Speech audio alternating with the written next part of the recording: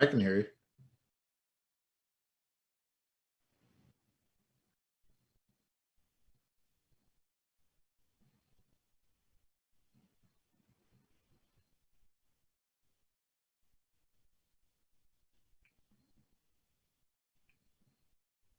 Joys of broadcasting.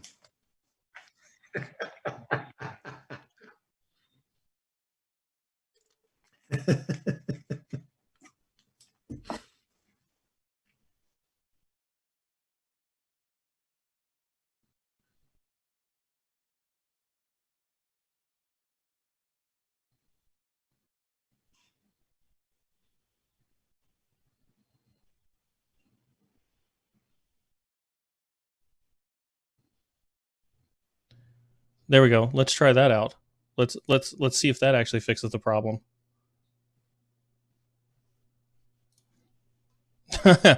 Awesome. Live stream fail. This is what happens when you tweak with settings.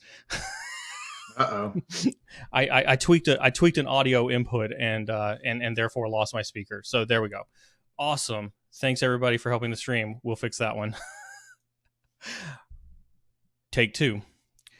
Good evening, everybody, and welcome to the July 29th, 2020 episode of the Cyber and Security Stream. My name is Neil Bridges, and thank you for joining me today. If this is your first time joining us for the stream, our mission is to elevate the conversation around cybersecurity and make it more digestible for a much, much broader audience. And so with that, every Monday, Wednesday, and Saturday, we stream from 7 to 9 p.m. Central Standard Time. Cybersecurity is in such a state of flux that there's always something for us to talk about. And our goal here really is to focus on multiple aspects of the industry, not just red team, not just blue team, not just risk management, but to really cover a really broad set of topics. And so whether you're an experienced veteran or new to the field, whether you barely know how to spell cyber, which if you watched Monday's stream, we had somebody on here who actually tried to spell cyber, or someone who was born in the stream, this stream, or born in cyber, this stream's for you. We are multicasting across multiple different platforms. We're multicasting across Twitch, YouTube, and Facebook simultaneously so that we can ensure that we hit all the demographics, all ages, and all skill levels inside this field. We're hoping to get approval to stream on LinkedIn before long so we can add that one to our repertoire. We'll let you know when that happens. But in the meantime, if you find these streams helpful, please don't hesitate to hit that follow button for us on Twitch, hit that subscribe button on YouTube, and make sure you hit that bell so that you get a notification when we go live. Smash that like button on Facebook. And if you are looking for us on Twitter, then you can find us here at IT Junkie on Twitter. And so now with those logistics kind of out of the way, I want to talk about some of the topics we're going to cover today. As always, if you're interested in being a guest on our show, shoot us a message over on Twitter at IT Junkie, or find me on LinkedIn and shoot us a message on LinkedIn if you want to be a guest on the show.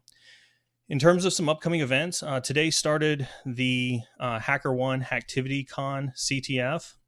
And separate from this stream covering news, over the course of today, tomorrow, and Friday, we will be streaming parts of that CTF. We will not be giving any answers, so therefore we're not violating any rules.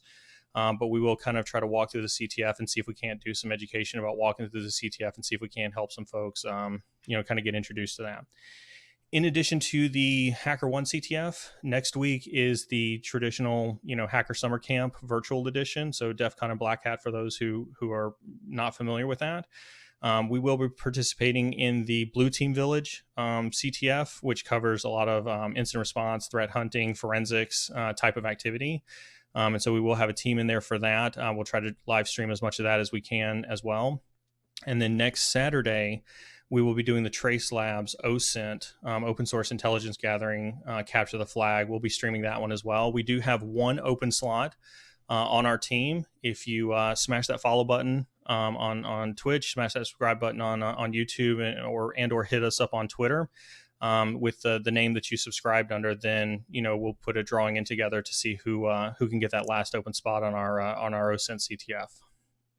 So with that being said, I'd like to introduce our special guest for tonight. Our special guest tonight is AJ Nash. AJ is the Senior Director of Cyber Threat and Intelligence Strategy at Anomaly, which is a pretty recognized threat intelligence vendor that's out there. AJ, thank you very much for being here. I'm glad to have you. AJ's got 14 years of experience doing threat intelligence in various public and private companies. He's got some big names under his belt like Symantec, Capital One, and SAIC, which is a government contractor. And prior to that, he spent 10 years in the United States Air Force doing intelligence for the military. And so, AJ, from one veteran to another, thank you very much for your service, and thank you for joining me on today's session. Yeah, thanks, Neil, and thank you for your service as well. No, it's a pleasure to be here, man. I'm really excited to have a chance to chat, and really looking forward to a really good conversation here tonight. Oh, you know it, and AJ and I have kind of talked about some of the topics, and we've got a good difference of opinion. So this ought to be a pretty good one. So with all that being said, as always, we've got moderators standing by in our chat room. Over the course of the stream, please don't hesitate to drop chats in.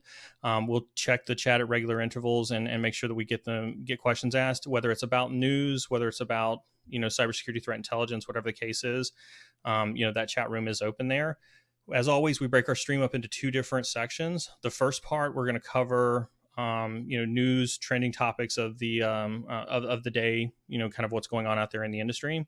The second part is a career guided section where we talk about things that are career focused. And so I'm really excited to have AJ here as well. He spent a number of years in cyber threat intelligence, throughout his entire career, and a lot of that, as you can tell, was in the military. And so we're going to kind of dive deep on him and pick apart some of his career and talk about some of his career for the folks who are interested in pursuing a career in cyber threat intelligence, or even some folks who are transitioning in and out of the military. So I'm very excited to do that section with him. Okay. So the first topic that we're going to kind of talk about tonight is NSA and CISA. So CISA is the Cybersecurity Infrastructure Security Agency by the government.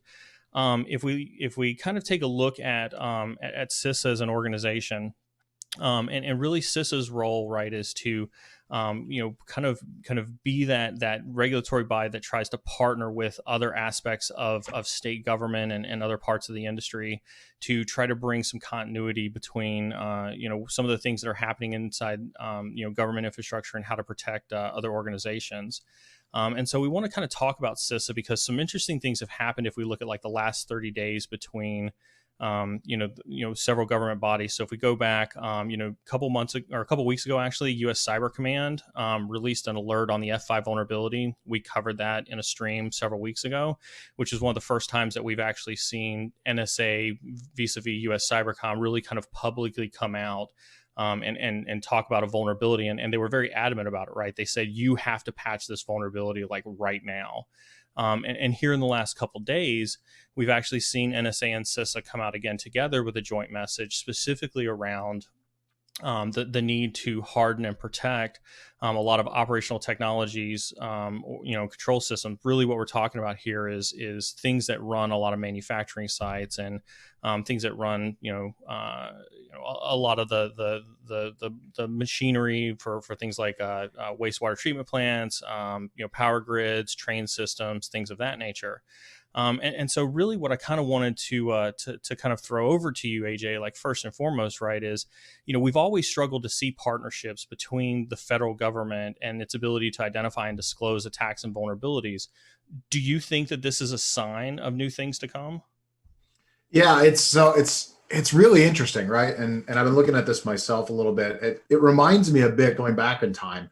A long time ago, obviously, you mentioned I was at the agency, and NSA used to have the IAD, the Information Assurance Directorate, and that was NSA's attempt to work with private industry to notify them of issues that came up through signals intelligence that often related to national security interests.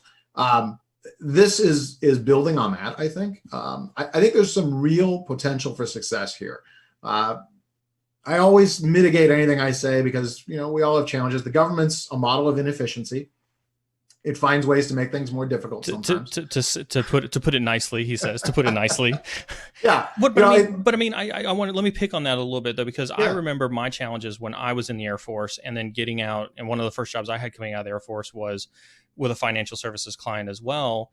And I tried very, very specifically to carry over the relationships I had with the FBI from when I was in the service in financial services. And that was incredibly challenging just to get the FBI to try to share intelligence, even in the local business market that I was at. And I even went to participate in the InfraGard, right, which is what they had at the time. and to get any level of intelligence that you could use in the private sector was almost impossible. Yeah, it's challenging. I do think things are getting better. I've been out now in the private sector for about 5 years. And even in the time I've been out now, I'm starting to see things improve. InfraGard has its place, it's useful. I still find that sadly, the big challenge, I think, is a lot of times it just comes down to who you know still. I don't know that we've reached a point yet where the private sector and public sector are working together well, certainly not seamlessly. Let's be realistic. Even the private sector and the private sector don't work together seamlessly. But I think a lot of times it's about having key people, right? If you have somebody in your organization who knows somebody from the government, you start that conversation. It's amazing how well that can travel.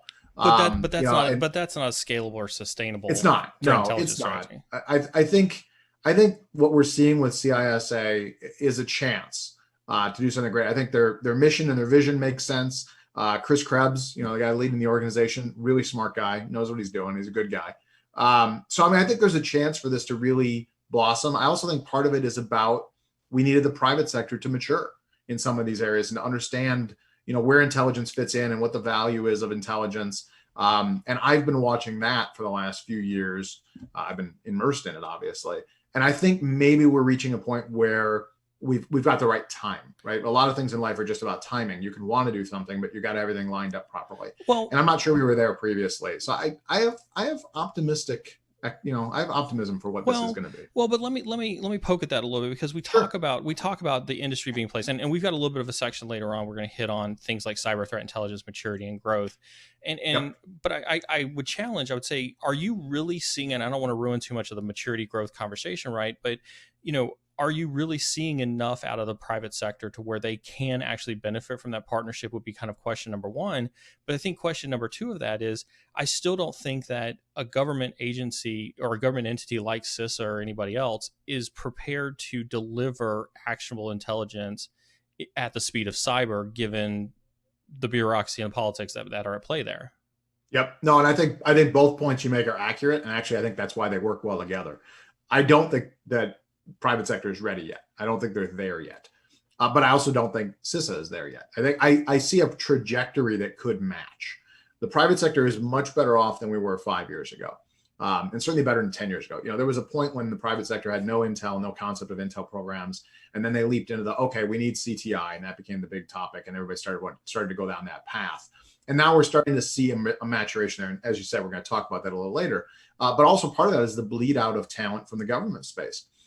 So as that happens, the government loses some good people. The private sector picks up that have the ability to jumpstart these programs and move them forward. They also have some of those personal relationships we just talked about, which isn't scalable, but it's a place to start. And I think we're going to see CISA mature. NCIC's better than it was. Work there who do really good work. And now they're going to be under, CISA here with this reorg. Yeah. I think the trajectories may match up. I don't think this is a today or a tomorrow thing by any means. Anytime a government agency reorgs and stands up and looks for money and all this stuff, it takes time, right? Well, and let's a few years down the road. Yeah, I was going to say, let's be transparent for the users, right? This version of CISA is only as old as 2018. Like that's when the current act was put in place to do CISA. So I don't want to give the impression that this is a highly mature entity by any stretch of the imagination. But I guess I still challenge that. This kind of carries over as well. Is, do you think that CISA is going to be able to staff in such a way that it's going to be able to provide resources to the various private sector and state entities? Because if when you talk about this one, right, where it talks about being a savior to state and local cybersecurity, when we look at like the Atlanta ransomware incident or what happened in Dallas, municipal government and things like that, now you're talking about an organization that has to partner with every municipality inside the United States of America, and then also has to try to provide a fluid mechanism that exists between the government and that private sector business. Yeah, well, and you hit on a huge point: staffing. Right. We see all the reports about these massive gaps of talent in cybersecurity, and CISA is not going to suddenly solve that problem. In fact, this is going to create a larger gap to be filled. So I think it's going to be a long road. I hope that this also is going to generate, and I haven't seen all the funding in the bill or anything, but I certainly hope there's some training money generated in here, and that there should be a national discussion about what we're going to do about this technology, skills gap that we have, because we're going to need to fill it. But I think you have to start, right? I think, the problems we have today, if we don't do anything about it, we'll still have the same problems 5-10 years from now. And I think CISA going where they're going now is the start. But I would look at this as a 5 or 10 year plan, to be honest. Which doesn't sound great, but it's truthful. It doesn't. But when you look at CISA as an organization, and you look at kind of how the different subcomponents that CISA has, right? You've got cybersecurity, infrastructure, you've got emergency communications, national risk management, integrated ops, stakeholder engagement, and Federal Protection Service. Cyber is only one subcomponent of all of these other things that CISA has to do. And so now we're also talking about is it going to be able to spread itself out over all of those different subcomponents and be able to provide that same level of continuity, just in that one little niche that we're talking about in cybersecurity? Yeah, and that's a good point. I mean, it's a really wide mission, right? It's a wide swath of things they're supposed to cover. I'll be interested to see how much that gets handled with partnerships. Obviously, all those different aspects already have government agencies, state, federal, local, that are involved. So I think a lot of this is going to come down to partnering, and then building fusion centers, like NKIC, right? Having centers that bring some of these things together. Can you explain what that is, just for the users who are not familiar with that term? Oh yeah, the NKIC is the national. God, you're going to put me on the spot? It's the national. You didn't study for this one. I didn't study. The good news is I have Google. It's the National Cybersecurity and Communications Integration Center.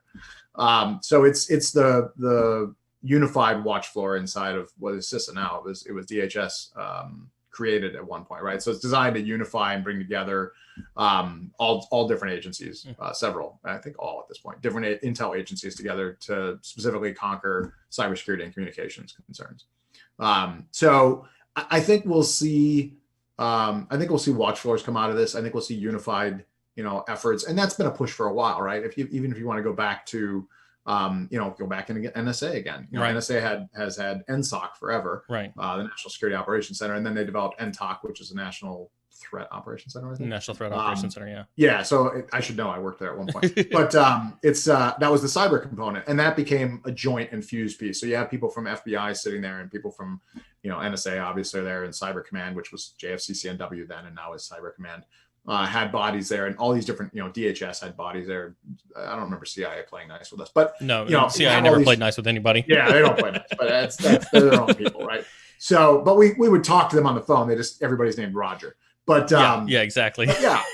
So, but I think that was the beginning of this, and there were some real success stories that come out of these, fused intel programs, right? These floors where people can communicate with one another. So I suspect we'll see some of that come out of this, because I don't see a way in which CISA is going to be able to man all of those different aspects themselves. But they may be a clearinghouse for some of that. It's a bold objective, that they're coming on. It's high level. It's going to come with a lot of money, which is always nice for those guys, and a lot of responsibility.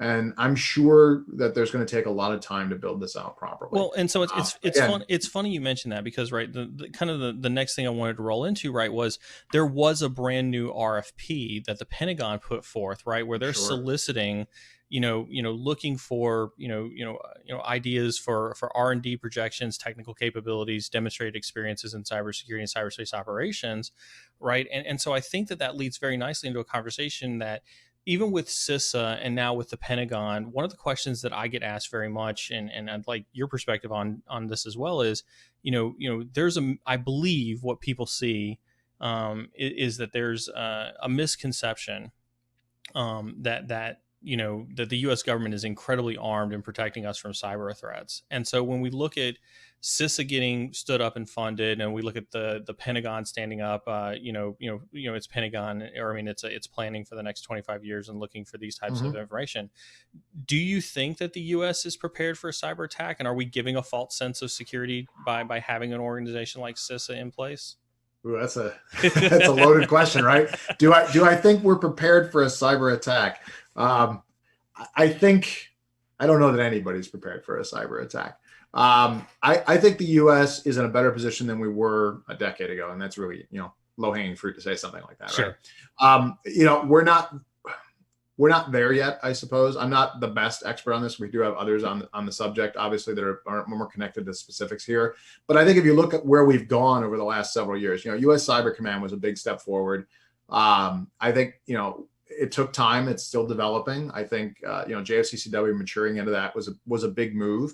But every time you stand up these new organizations, there's a lot of challenges. There's challenges in figuring out where you fit within the landscape with other organizations, because you're probably stealing somebody's mission. US Cyber Command and NSA, for instance, trying to sort some of that out. So you figure out where that fits. You also have to find the manpower. And a lot of times when agencies are stood up, if we're being really frank about it, the early manpower comes from other agencies. Mm-hmm. And, let's be realistic. You don't give your best superstars away. So a lot of times new agencies are formed based on people who are volunteered to be sent there, which isn't necessarily your top people. So you have some times to develop, and some are, don't get me wrong, I'm not trying to badmouth everybody who went to a new agency. Sure. Some are looking for new challenges and new opportunities, and you get some really strong people in there. Normally that's the really high leadership. It's your mid-levels that tend to take time to mature, in my experience at least. So I think we're on our path, right? If a strong nation state wanted to attack us right now, my understanding is that, we're probably at risk in a lot of different areas. There's other mechanisms for defending against that, though, right? We're sort of in a mutually assured destruction scenario like we were with the Soviets when you talk about nuclear, warfare. We haven't said what a declaration of war is or what an act of war is in cyber. That's right. I think a lot of people feel like they know what it would be, but then again, I might have thought interfering with an election would have been on the list. So no politics on stream. Yeah, I'm not interested in that. I speak about that strictly from an intel standpoint. Sure, right. There are some Absolutely. things that are, 17 agencies agree something happened. I'm not going to get into any of the politics on the subject. Right. But I think we're better. We're not there yet. Obviously, if we were there, we wouldn't be launching new agencies and having new initiatives. Right. And the other issue is that adversaries are getting better and changing. So, even if we think we are in a position where we can reasonably defend against a nation state's efforts combined with our political opportunities and economic opportunities, and if God forbid, kinetic response, are we prepared for somebody who's not a nation state? Are we prepared for a really technically advanced rogue actor or technically advanced rogue group? Are we prepared for true cyber terrorism? Where what do you do? Who are you going to bomb? Who are you going to sanction when something like that happens? I suspect we're not prepared for that quite yet. It's awesome that you bring up the lack of a definition of cyber war, and I've brought this up on streams on streams in the past as well, because I think you used the right term, and I hadn't heard that term used out loud outside of a circle of close friends, right? Is mutually assured destruction, right? Is we're afraid to make the definition of what an act of cyber war is, because we know that it's already been done against us, and we've already done it against other organizations. And so by putting a definition to it, we're admitting something that has technically been highly clandestine for a number of years. Well, yeah, there's no doubt about that. I won't go into details on what we have or haven't done, but I think when you put a label on it, you open yourself up to be responsible for that same label, right? Right. And I think the Wild West has existed for a long time in cyber, and there's a lot of things going on that if we sat and agreed on a hard and fast definition internationally, which is also hard to do. Right. The Russians and the Chinese have pushed for several years a different set of global rules for the internet and how we would define these things than the West have been pushing. But if we got to an agreement, I have no doubt that we would all have to also agree to absolve each other of things that have happened prior to that agreement. The past is the past, right? Yeah, well, and you do end up doing that to a point, right? I mean, that's the nature of all of these things. If there are no rules, there are no rules. And when you make them, you can't retrospectively go after people. Right. I suspect before the Geneva Convention, some horrible things happened. After the conventions, I doubt we went and prosecuted people for things that happened before the conventions. And I sort of look at it the same way here. I don't know that we're ever going to get there, though, to be honest. I think the way the West, and to make it simple, the way the West and the East see these things is very different. We have different cultures, forgetting about, political reasons why we might see things differently. We have different cultures. We have different ideas of what right and wrong are. And it doesn't make one right or one wrong. I'm not going to go down that path with people, but we do see the world differently and differently enough that it's hard to find common ground in that area.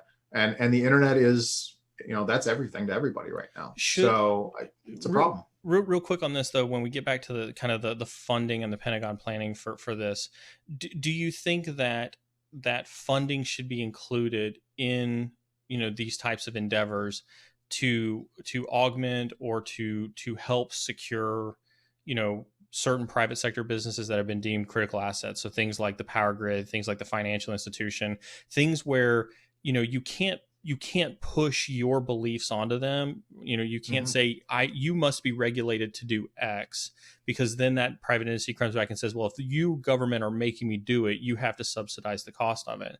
And so should the government take the initiative to try to find funding to go ahead and try to push that funding down to private sectors, especially those that are deemed critical infrastructure, to try to secure them in an initiative like this? Yeah, it's a good question. I mean, you almost walk down the path of where's the line of nationalization then? If we're going to go all the way down the path of saying these are critical infrastructure, these are vital to national security, they're private enterprise, we can't make them do things, so we're going to go ahead and pay and then force them to do things we paid for. That's corporate socialism at a minimum, right? And it may be walking us down a path towards nationalism. And I don't say that necessarily as a negative. Now, I got to be careful about this. I want people to understand I'm very much an American. I served in the military and I believe in our democracy and our system. But we have to really be realistic, I think, when we talk about where national security fits in and critical infrastructure. I don't know that we end up having to private or having to bring everything into the government and nationalize things. I think private enterprise has a place.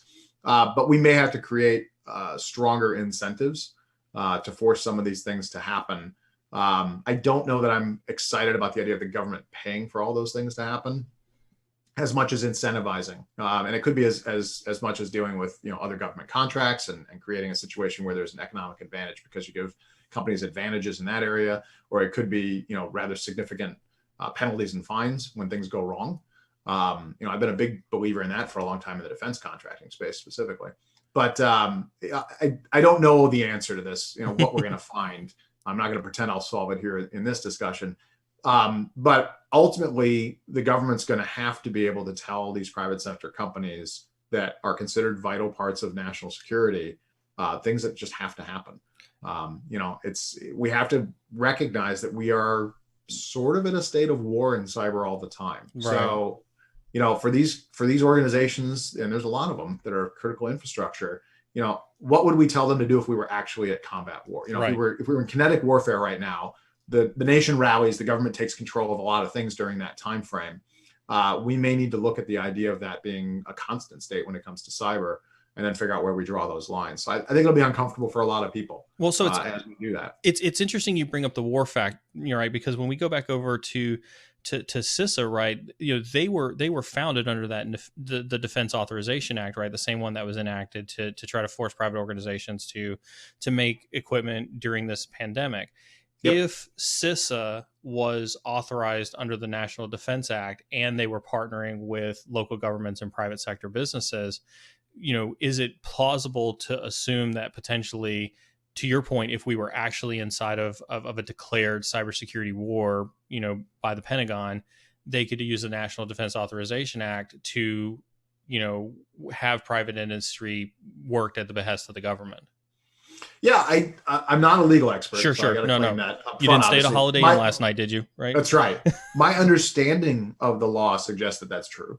I'd certainly bring up somebody better on law than myself, but my understanding of it from what I've read is that the government can do that. The authorities that the president is empowered with specifically, when it comes to the National Defense Act, are incredibly powerful. That's one of the things I think a lot of us have started to learn here with what's going on with the pandemic. You learn a lot of things you didn't pay attention to before.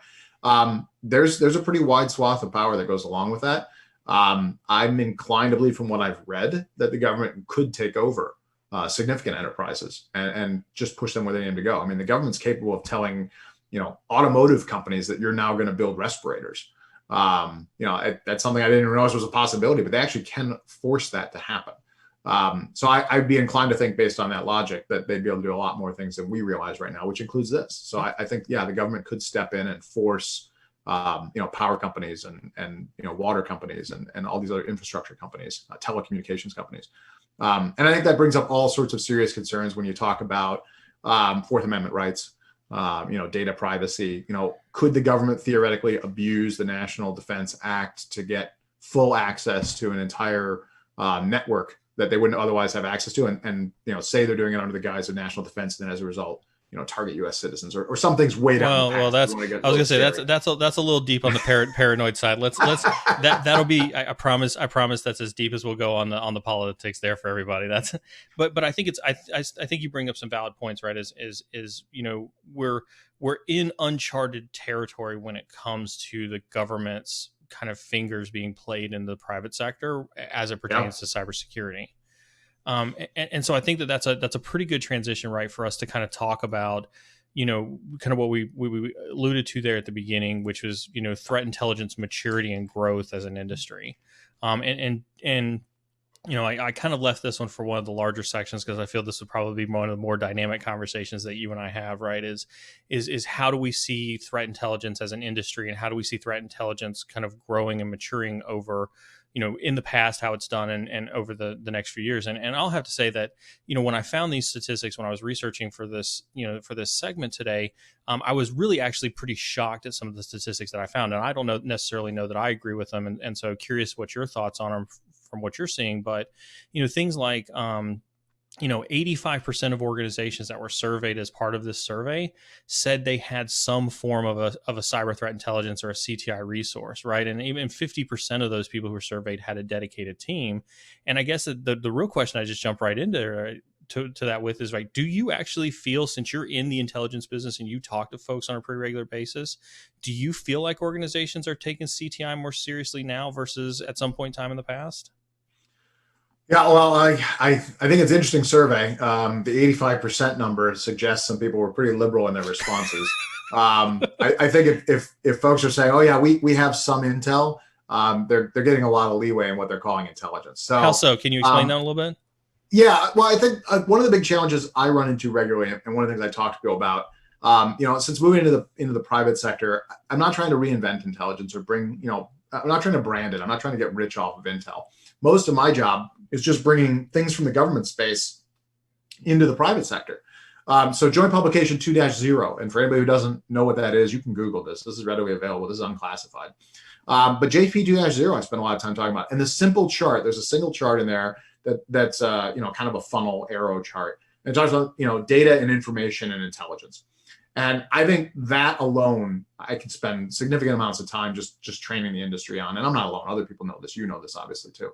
But I think a lot of folks live in the data world, and they think that's intelligence. And they're sold that as intelligence. So if you're buying from a vendor who says, we're selling you threat intelligence, you can then tell somebody in a survey, oh, yeah, we're definitely doing intelligence, when really you're buying data or you're buying information. And really, really simple. Data, if I give you a large list of IPs or URLs, that's data. If I give you a large list of IPs or URLs and there's a score attached to it, a threat score, that's not intelligence. That's information. That's informed data. I've got to give you that large list of IPs or URLs, with that threat score, but also when it was active, when it was inactive, when it was hostile, what adversaries were associated with it, what were the tactics, techniques, and procedures, what are their motives, what do we think is going to come next? That's intelligence. Very few organizations are actually down that path. Let me pull on that one real quick. I don't want to interrupt you, but let me pull on that one. And again, just to ask that controversial question, then why haven't those companies been competitively forced out of the business, or why is that still a line item on a quote or a PO for a company? If that is just data. Yeah, well, I think we're seeing some of that with the maturity in the market. The problem we have, and to be clear, like, the data is needed. So it's not like there's no value. The data and the information are both valuable. I tell people the problem is you buy data and information and you're told it's intelligence. It's like buying bricks and being told you bought a house. It doesn't mean the bricks aren't valuable. You're not building a lot of houses without them, but you just got to know where they fit in the context, right? So I think the reason they're doing well is, first of all, they have massive amounts of this stuff, and it is important. This data and this information matters. There's value to it. So they're not going to go out of business. They're foundational to building intel. But as organizations get smarter and more mature, they're starting to be able to recognize, what am I really buying? What am I really getting? What do I have to do with it? And I think we're starting to see that. I would say in the 5 years now I've been in the private sector, I'd say I've certainly seen maturation. I've seen organizations that understand what the difference is between data, information, and intelligence, and what they need to do to get to intelligence. I would say, though, that 85% number That Little just reflects a inflated. lot of people who don't understand what intelligence is. They think they're doing intelligence or they have it, and they just don't. So Um, let me ask you this: if you're getting a data stream that has a mhm. list of IOCs, indicators of compromise for those that are listening, that's Yep. going into your security monitoring platform to give you alerts, is that threat intelligence? No, Okay. If not to me. It's not. Not is to me. that It's not. how hard is it for an enterprise to be able to do that themselves? Well, obviously, there's some variance in enterprises. That shouldn't be hard, though. I mean, if you want an honest answer, Yeah. there's a lot of companies that would prefer not to hear that, I'm sure. That shouldn't be remarkably hard, that bit. And there's value in it, certainly. You want to build a smarter security network and a smarter, apparatus, which comes with bringing lots of data into it. And again, if you're bringing in those, the IOCs, is better down the track if they're vetted IOCs, they're scored IOCs, and they're deprecated at a proper time, so you know how long they've been around. The problem with IOCs and anything granular is everything's disposable. It changes so quickly. Most things that you're finding, it's only going to get you so far. You really need to be able to focus on threat actors and groups and motives and the more technical TTPs that are harder to tactics, techniques, and procedures, for those who don't know the term, that are harder to change from. Adversaries have a tendency, they have motives that don't change very often. And when they build tactics, techniques, and procedures, they're human beings, so they tend to do the same things over and over again. If I've got a tactic that works really well and I run it, through multiple organizations, I'm successful, and I get to your organization and I fail, it's more likely I'm just going to move to the next organization with the same tactic than I'm going to try to create a whole new tactic to get into your organization, unless I specifically need what you have. I'm just going to move on to the next company. So I think that's where you need to look. The IOCs themselves, they change too often. I can change infrastructure that I'm using, and I can change the tool I'm using. There's a lot of things I can do as an adversary, and I'm not an adversary, obviously, but to change myself in those simple areas there. So the IOCs are just very transitive, I think. Let me pick on the threat actor one, because I think this is an interesting conversation. As a matter of fact, I just had this conversation today with a pretty large endpoint protection vendor that I won't name. Sure. But they talk about attribution and using threat intelligence. They were trying to obviously sell me at this particular time some threat intelligence stuff, and the conversation that they wanted to have me was, but Neil, now with our capability, you can tell exactly which threat actor was attacking your organization. How many So what? organizations have you actually seen that would be able to take threat actor data and implement some form of countermeasure control based solely on knowing what a threat actor was? Yeah, it's I not many. To answer the specific question, I'll say not many at all. I think in time we'll have more again, people get more mature. But there's really only two reasons to care, in my opinion, about attribution. And I think the challenge we have is most people that are worried about attribution aren't falling into one of these two categories. Attribution for most folks, it's shiny and it's spooky and it's scary and it makes them feel like they're spies and they work at the agency or whatever, and it wows their bosses and it gets them more budget. But it's also really time consuming and a pain, to be honest. So the only two areas I've seen where adversary attribution matters is either you can do something about it, Mm-hmm. which means you're a government agency Mm-hmm. or you're law enforcement of some kind. You can actually take legal action. All right, listen, we're not doing hackback. If you're in the private sector and you think that's a good plan, let's have a separate conversation, because I don't. I think that's a good idea. Right. So if you have the power and the authority to take action, you want to know who, obviously, and you want some real strong attribution so you don't shoot the wrong people. And the only other reason to do it is proactivity. So, and this is the one that matters to most people and should.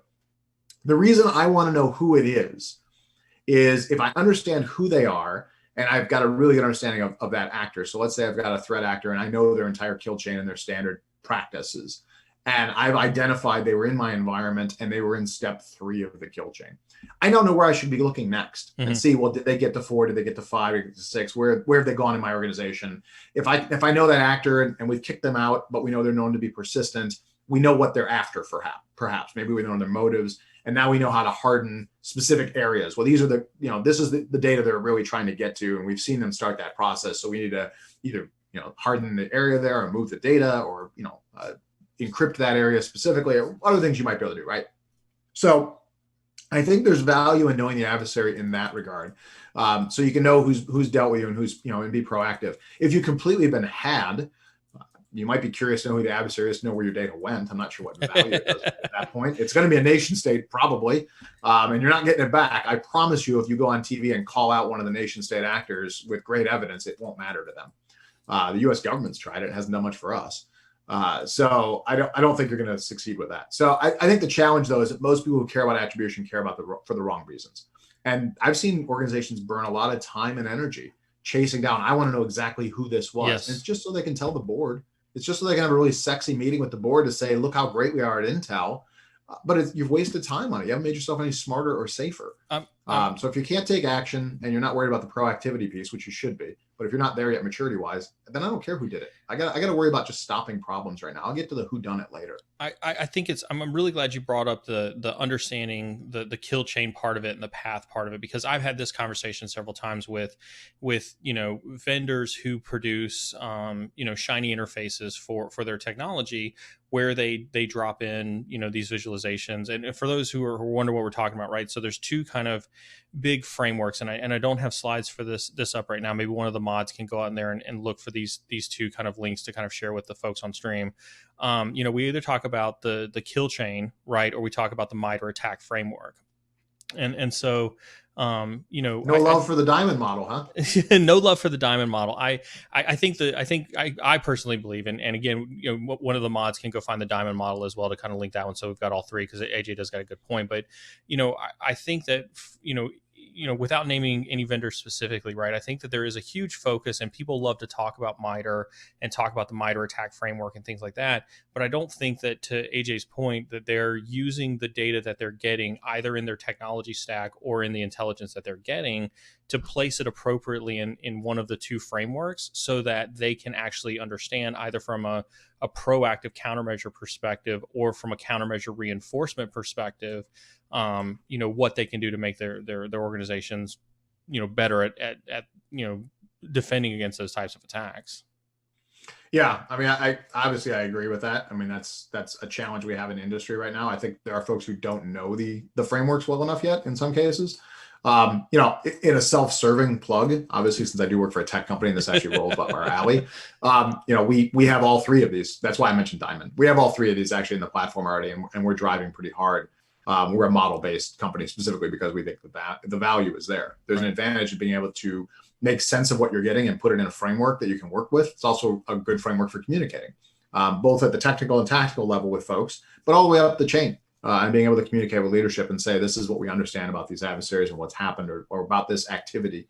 So there's a lot of value in it from that standpoint. MITRE ATT&CK is incredibly deep. Mm-hmm. It is not, it's very, very good, very powerful. And it is, it supersedes the other models.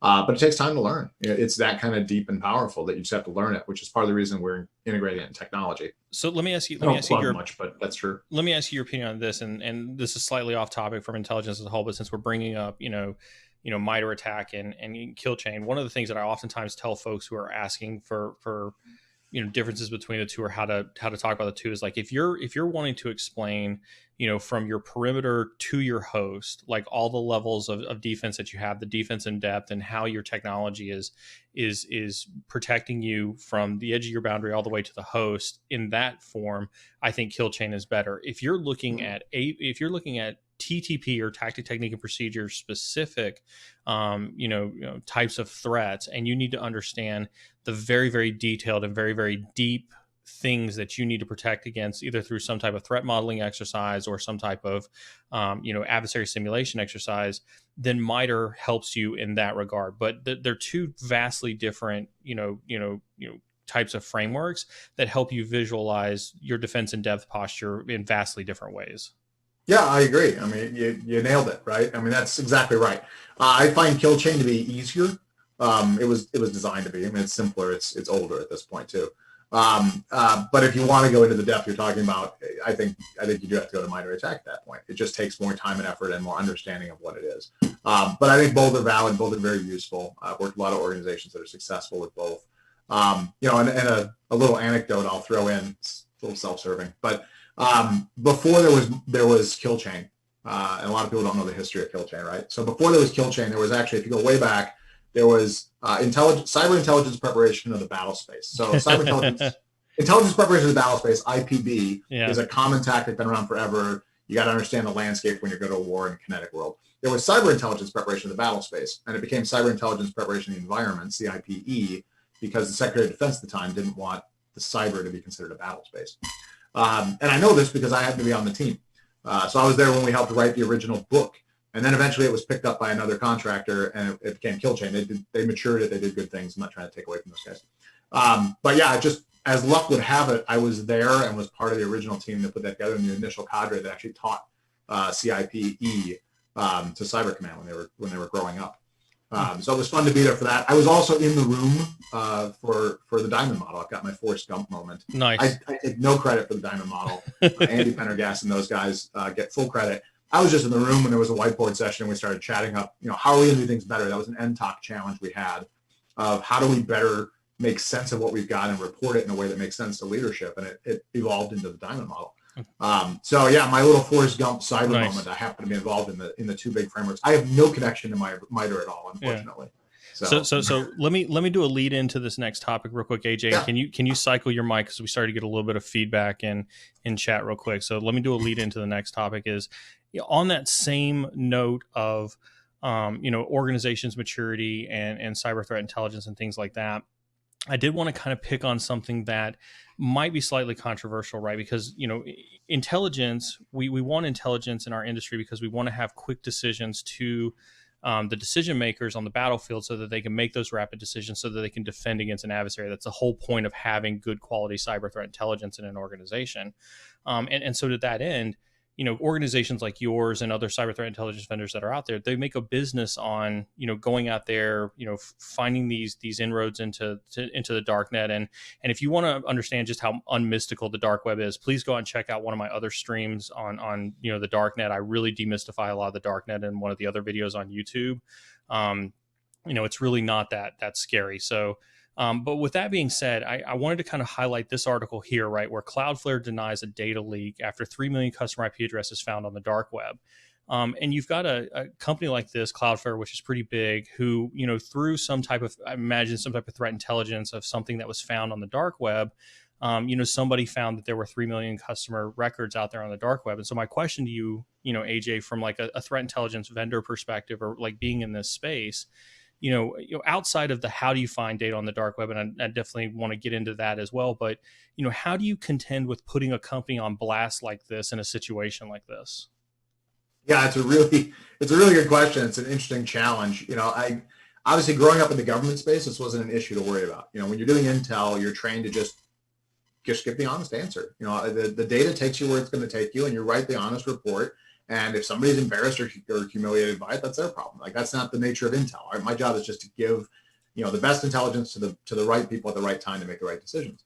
And then you get into the private sector and you realize there's some other aspects that go along with this. So I've been a customer of intel vendors. I've been on the vendor side, obviously working with customers. And now I'm a vendor, but I'm kind of in the middle. We're a partnering organization in a lot of ways. So I think for me, the reality is you have to take into account these are companies we're going to probably want to work with. I certainly wouldn't want to blast one of my own customers. It's a good way to lose business and not have customers want to work with you again. So what I've often seen happen, and I think this is appropriate, is, something like that, I probably would write, if I were writing something publicly, but I would mask the company. I could say, if it's a financial, instead of naming a specific bank, I can say, a large U.S. financial company or something like that. Right. And still get the same intelligence value out to people that there's been a major breach or something of that context. And then have somebody come back. Now, the other option you can have, if you feel it's really important that the name be along with it, is I would probably reach out to the company first and give them a heads up. Hey, we've discovered this. We're going to put this out. You should be aware of this. I like to notify them first. They may have a chance to refute. It may turn into a legal thing if it turns out that there's legal cause. I think it's the antithesis of standard intel practice to do things like that, to work with potential victims in advance. But it's practical in the private sector to do so. So I don't know that I would have been dying to run out and put somebody on blast. Again, to be fair, I had a different opinion of this 4 years ago. I had a pretty significant argument on the other side of this, saying I'm not really worried about embarrassing anybody. We need to put the best intel out to the best people. And so my opinions changed because I spent more time in business, and I've recognized that, this isn't life and death. There are exceptions, right? If I knew something that was that critical, I'm not worried about hurting anybody's feelings or the business implications. But most of what we're doing is not life and death. It's not that critical. We can take the time to notify them. We can be good business partners. And we may keep ourselves out of any legal problems too. The last thing I want to do is report some major incident about a company and be wrong. That's some serious legal jeopardy that I wouldn't want to put myself through. So that's the other thing you have to consider if you go down that path.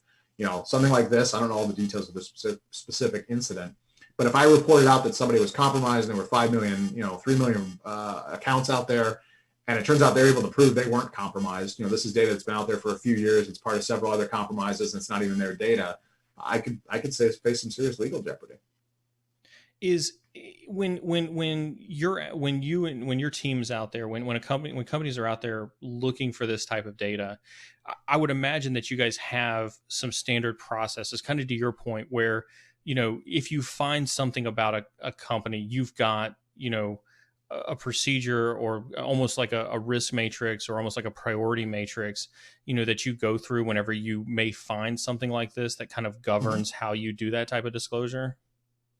Yeah, I mean, you've got to have, well, first of all, you have to have a matrix to even score the validity of what you're finding, right? We all do that, and it comes out of the government space a lot of times, when you're dealing with like admiralty scoring. You understand the veracity of the data you have. Do I trust this source? Have they been valid in the past? Does the data match up? Can I take samples and check and see where it fits? And is it even formatted properly? Some of those bits and pieces. So first you have to make sure you have validation on that. Then you have to figure out what you think the criticality is of what you've got here. I haven't been in a position in quite some time where I've had to make this kind of a call, thankfully.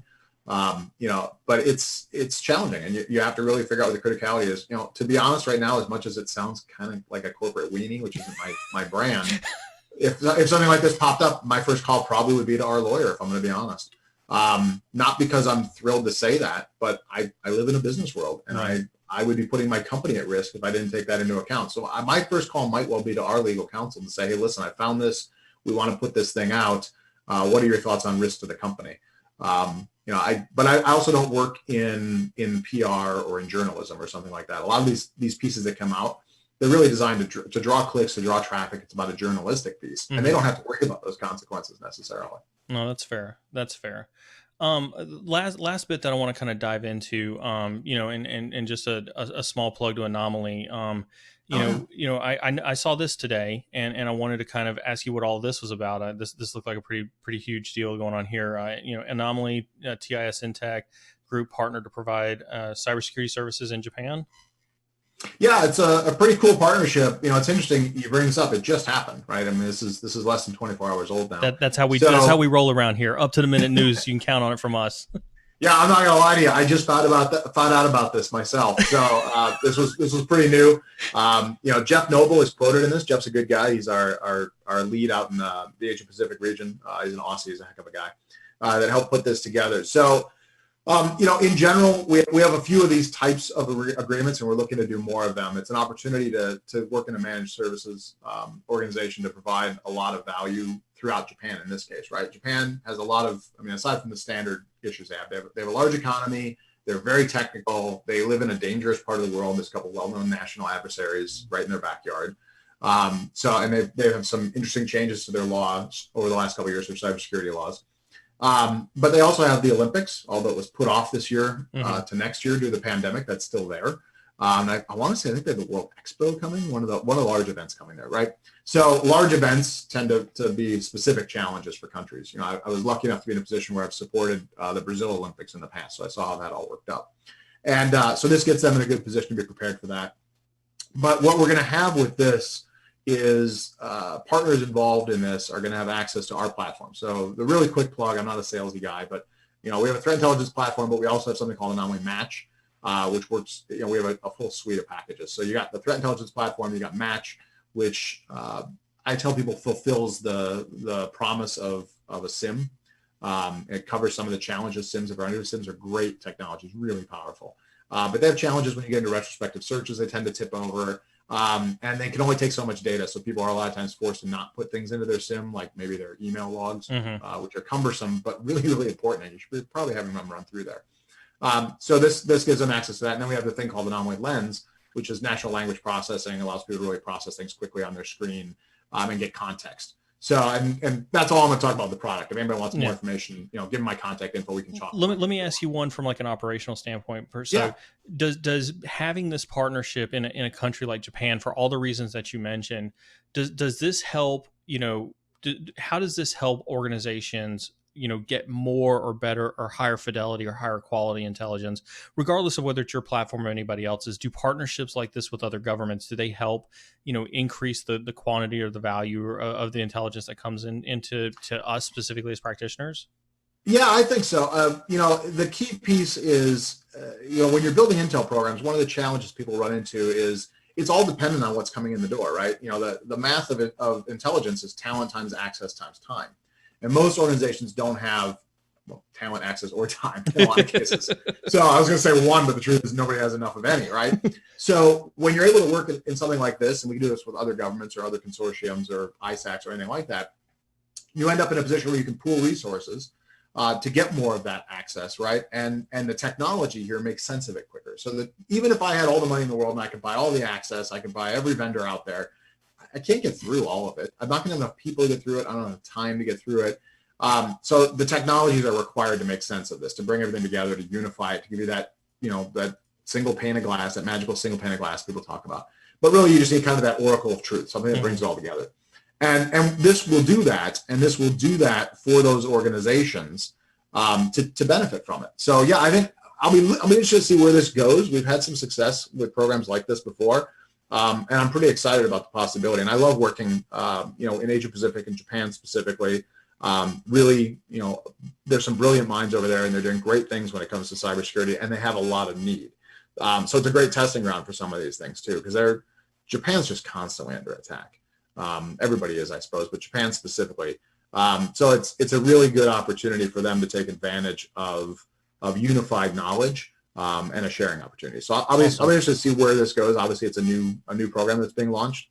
So we'll see where it develops, but we're really excited about the opportunity. Awesome. Well, with that, we're going to take a small break. We may take a little bit of a longer break. AJ, you hold on because we got to troubleshoot some of your microphone. We're still getting some feedback on that. But okay. Everybody hang tight for a little bit. We're going to take a small break to try to troubleshoot AJ's microphone. But then we're going to roll into the second part of our program, which is, the career guidance. And AJ is going to kind of talk to us about his time in the military, as an intel analyst for the Air Force and for the NSA, what he can talk to us about, and transitioning out and, getting, for those who are interested in having careers in intelligence and getting started and get that foot in the door, AJ is going to really talk a lot about that. And so with that, we're going to take a small break. Everybody get up, stretch your legs, and refill their water. Okay, I think I've got us on mute as well. If not, can you switch back over to your other mic? Let's try to see if it's a mic issue. Yeah, hang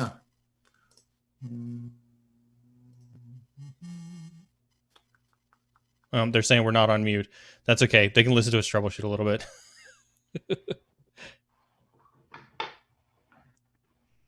Switch my mic. There you go. That's better. Switch back over to the other one. Yeah, I switched on to the webcam. Okay. Just go with that one. Yeah. You can try to hop back over to the other one and see if that fixed it. So we go back to Samson. All right, let me reset. Had the occasional challenge with this before.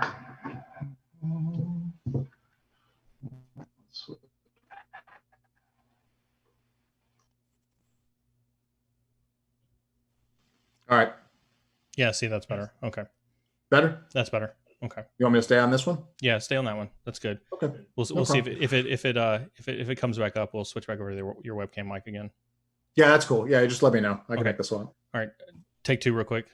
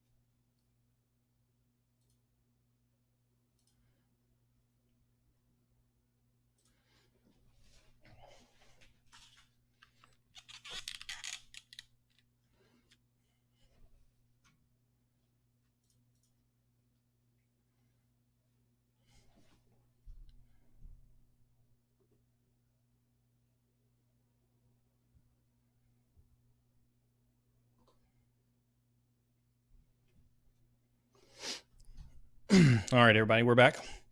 Hopefully, you got the mic issue troubleshot out.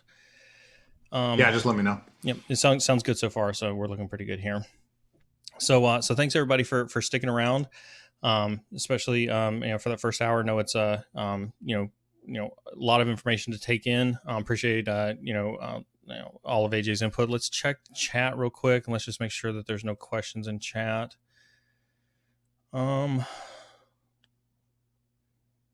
Nope. Everything. No questions in chat. Unfortunately, either everybody is completely and totally captivated by you. You've literally answered everybody's questions. Don't forget, everybody. We do have AJ here. If you do have questions, either about the first section or rolling into the career section, make sure you take advantage of having him here to ask those questions. That's one of the reasons why we bring folks on this show. Again, just real quick in our break, if you like what you're seeing, if you're not already a follower or subscriber, make sure you smash those buttons out. We stream every Monday, Wednesday, and Saturday from 7 to 9 Central. You find all sorts of topics like this and other topics that we're going to, continue to bring to you when we talk about cybersecurity in the news. And so with that, going to reintroduce our special guest, AJ Nash, who has spent pretty much his entire life, if I recall correctly, right, in cyber threat intelligence or threat intelligence in some form or fashion. 14 years in the private sector, 10 years in the United States Air Force. Why don't we kind of go all the way back to your military days and what it looked like you came into the military almost like right out of high school, looked like? Well, I'm a little bit older than that, actually. So it's flattering that you think that. But no, I actually joined. I turned 22 at basic training. So I did spend a few years trying to find myself and doing a bunch of things that didn't work out, obviously. So I reached a point, actually, when I was in my early 20s, and I just didn't think I was going anywhere. And I felt like I needed to be a part of something bigger. And so it was not a well thought out or long thought out process, if I'm going to be honest. I went from that thought to I went and chatted with the Marines. I went and chatted with the Air Force.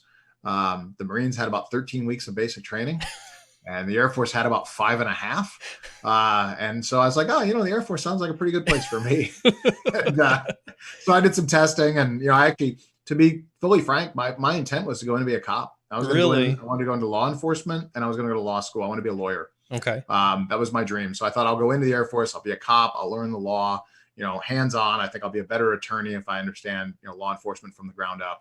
And I was going to use college money and go to law school. That's not what happened. So, I went through the process you go through in testing, and I tested well, apparently. And I took some other special testing off to the side, and they said, no, we want you to be a linguist. And I didn't know what that was. Neither my recruiter, obviously, because he said, oh, it's super spy stuff. I can't even talk about it. And you find out later that linguists are actually, recruiters live on a quota, and linguists are worth 2. So they're very excited about you being a linguist, whether you want to be or not. So what language what language were you a linguist in? Yeah, I was Serbian and Croatian. So really, really useful. Comes in handy all the time now. I'm constantly being asked things in Serbian. But at the time, the Balkan War was a big issue, obviously. So that was a language that was needed. So I was a Serbian Croatian linguist. People said it's a little like Russian, and little is probably a key word there. So it's a little like Russian. So is Polish, and so are a whole lot of Slavic languages. But I wasn't a very good linguist, if I'm gonna be honest about it. I wasn't. I tested really well on the aptitude to go into the career. I think part of it is I didn't particularly want to be a linguist. And I just struggled. So I wasn't particularly good at it. I was mediocre, I would say. And so when I got to my duty station, when I got to Fort Meade, I didn't do particularly well in the training to become a full-time linguist. And we needed analysts. We had a short-staffed team for analysis. So it became clear my career probably wasn't going to be in linguistics. What does an analyst mean? Like when you go into that role, what does that look like? Or what did it absolutely. Did at the time? Yeah, so I worked for I worked in the 94th Intelligence Squadron. Like, that's not private knowledge. So I worked in a signals intelligence unit, and the linguists get information. They bring things in, right? Analysts have to make sense of it and write reports generally. So it's about taking a lot of bits and pieces and making sense of all of it, which really fit well with what I do. I was always a decent writer, which is really helpful. I'm okay at taking large amounts of information and quickly processing them and making sense of them and giving them to people, which is what you have to do a lot of. So whether it's really tactical reporting, which we did some of that, that's very quick. As things are happening, you have to make sense of it and write out 1 and 2 liners and do that kind of thing. And then eventually I spent more of my time doing operational and strategic level intel work. So writing, larger reports essentially with more data. So is that the growth? You write little reports and then you write larger and larger and you reports. Write bigger ones. Yeah, first they give you like 1 line at a time, and let's see if you can make sense out of that. And then slowly you build bigger things. And I also I had a bit of a brief period of time before I was in the military. I did a little broadcasting, and I grew up on stage as a kid. I did acting and modeling and things like that. So I always had a sort of a knack for briefings, and a lot of times you have a hard time finding that, especially in the intel world. Most people in the intelligence world are introverts. The joke of the agency, I'm sure you know this joke, is, how do you tell the difference between the extroverts and the introverts? And, introverts walk around staring at their shoes all day. And the extroverts walk around staring at your shoes all day. Right. So when you're an extrovert in a world full of introverts, it's a pretty useful skill. So I ended up doing intelligence briefings a lot too. So I ended up writing reports and then doing briefings, and that all fit within the analysis team or the analyst team we had. So I was the morning briefer for the commander, and then eventually the wing commander, and presenting materials. So, my best job in the Air Force probably was, I got in at like 6 a.m. and, built this intelligence product for the day, gave the briefing, then spent the rest of my day working on the next day's briefing. And then in the morning I'd come in, spend a couple hours, polish up, and then give the next briefing. So it was probably my favorite job when I was in the Air Force. But this is before cyber, right? You were doing this for traditional intel models. Yeah. I was originally focused on the Balkans. Obviously, that's my area. We did real-time collection missions, so a lot of that was related to war at the time. So I did Balkan work, and then later on I did work, you name an AOR. I probably had some interest in it at some point, whether it was the Middle East or that's an area of responsibility for folks. Yeah, sorry, area of responsibility. So, post 9/11, obviously a lot of counterterror and counterinsurgency type work. So, the great thing about being in the analysis side is once you get trained, I got trained by some really impressive analysts. I owe a lot to the NCOs I worked with at the time. You can be an analyst for any field. Like, you got to learn the targets, and you got to learn the what's going on in the region and some of the geopolitics, but you can take it everywhere. So there's probably not a hot spot in the world I haven't studied at some point. I'm not an expert in any of them, I wouldn't say necessarily, but I've got interest in a lot of them. So yeah, I did the Balkans for a while. Obviously, we did some other areas. I also chased war criminals for a while in the back end of the Balkans piece. That was a cool job.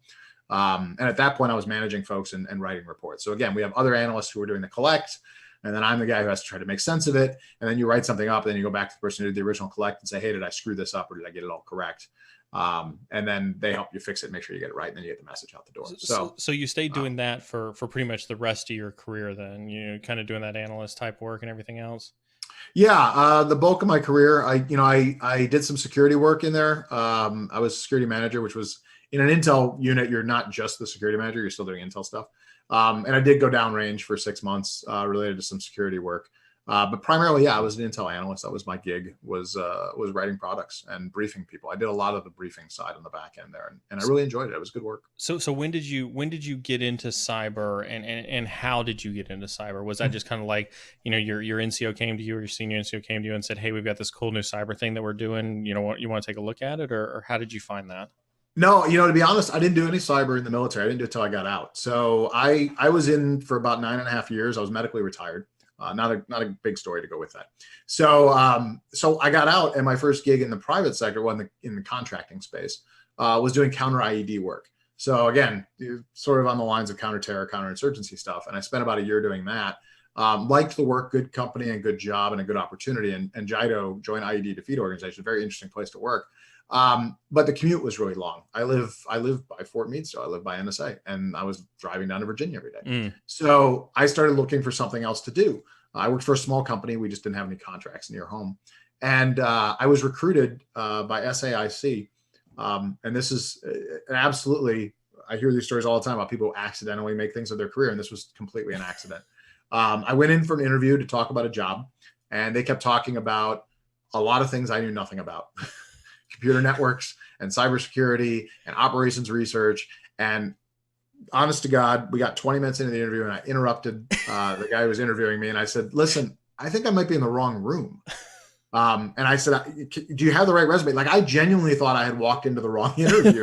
This actually is a big company. You could have had more than one interview going that day, and I'm just in the wrong room. Right. And they said, no, we understand who you are. What was happening was the team was building this concept for cyber intelligence and analysis. They had all the mathematicians and operations researchers they needed. They needed some intel analysts who could really tell them, will this work? Will analysts actually use this? And how do we teach this and how do we develop it? And that actually was the team that created CIPE, which I talked about earlier. So I got into cyber by accident entirely.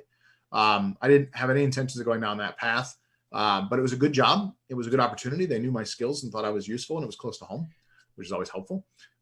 So I took the gig, and we started figuring out from there. And I've just kind of learned cyber as we've gone along. I'm not super technical. I tell people that all the time. I'm not a network engineer. I'm not a computer engineer. I have a master's degree in organizational leadership. Like, I'm not the technical guy. I work with a lot of technical people, and I can speak some of the language. But my job was always to bring in the traditional intelligence piece and tie that back to the technologies. So it worked out really, really well. And being, like I said, at CIPE as it was being built, and then eventually working inside of NTOC and with some of those folks, it was luck of the draw that I ended up in cyber. I was, in my military career, I walked down sort of the beginning of the terrorism path and, took that into the contracting world. And you will understand, and I'm sure you do, in contracting, you go where the money is. Right. So terrorism was where the money was. So there are a lot of contracts in that area. And then as I moved into this, it was just as cyber was starting to get big, and cyber is where the money is. So you start walking your career path towards where there are opportunities.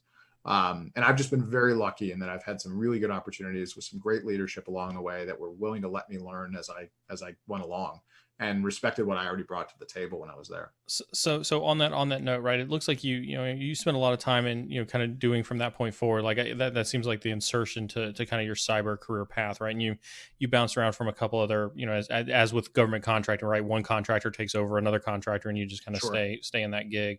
But at some point in time, you made a massive decision to kind of leave that government contracting space and go into the private sector. And of all places you went into financial services to go work for Capital One. Kind of what was going through your head as you said goodbye to that government contracting world and actually stepped foot into that private sector? Yeah. So it's an interesting story. So I was working at US Cyber Command, and we had several people on our team who had moved or had aspirations to move in the private sector. A couple people had.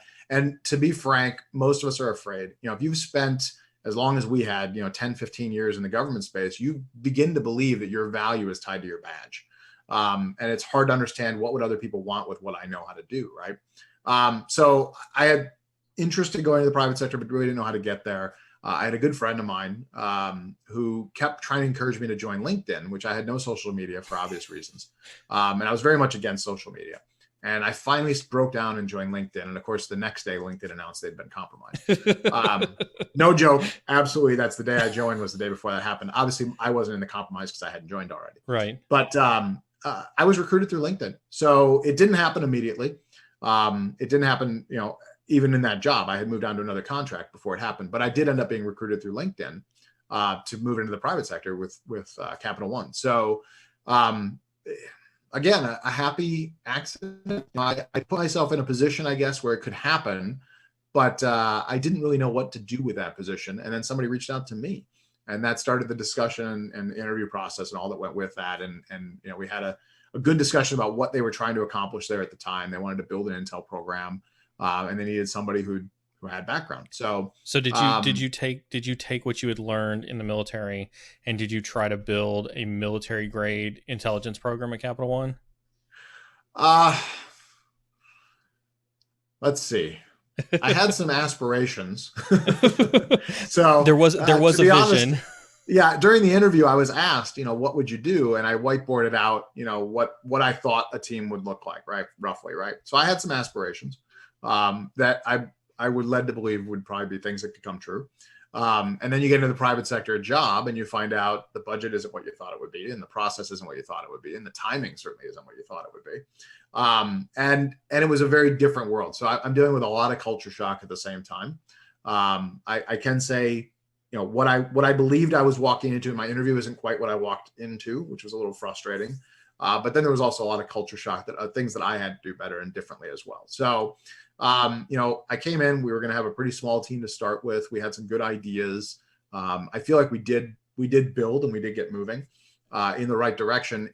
It wasn't everything I thought it would be. And in retrospect, there's some things I probably could have done better at the same time. It was a hell of a learning experience. I'm not certain there's anybody I know. No, there are people better than myself. But it's hard to transition from government into private sector. And a lot of times that first job is a lot of learning, a lot of bumps in the road. And sometimes you end up having to move on to something else to be successful. Ultimately, it's just some growing pains that go with that.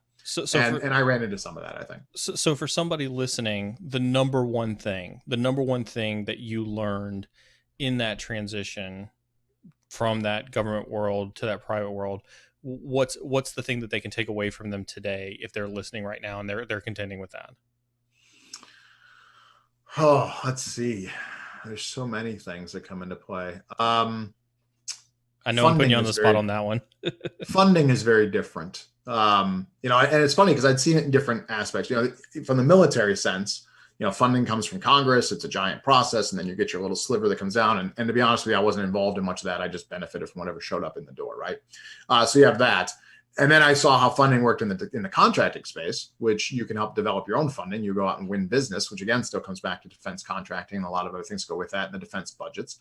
But once you get a contract and you get the money, the way it's spent is a bit differently, and it's often fast, quite frankly. It's the same thing in the military. You want to spend the money while you have it because you may lose it. In private sector, it's a lot harder to justify the budget you want to create. And I had to learn to work in bits and pieces. I'm a guy who's been known to sit down and whiteboard out a massive, okay, this is what it's going to look like. Big picture. We're going to have this massive organization. It's going to do all of these different things. Very aspiring to do big things, right? And then once I've got that and everybody goes, yeah, this is a great idea. My expectation has been, great, give me all the money. And that's not how it works. If I lay this all out and you fall in love with my plan and my plan's $8 million, in my mind, great, where's the $8 million? Yeah. Where's my check for $8 million?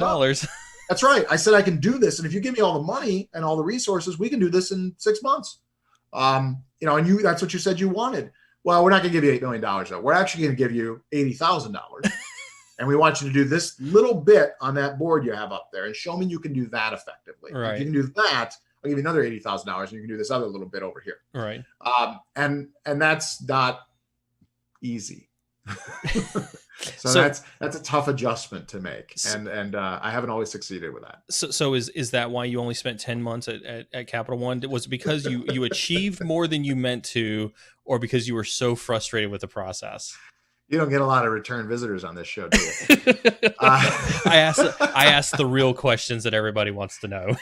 Yeah, I'm pretty forward about this. So Capital One overall, I think I enjoyed the experience. I'm glad I was there. I learned a lot. As far as why I didn't stay, there were a couple things that came along with that.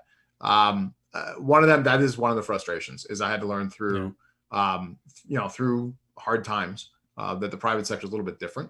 The organization itself had some cultural issues, if I'm going to be frank about it, that are well documented for anybody who's been there during that time frame. I'm still in contact with the CISO, for instance.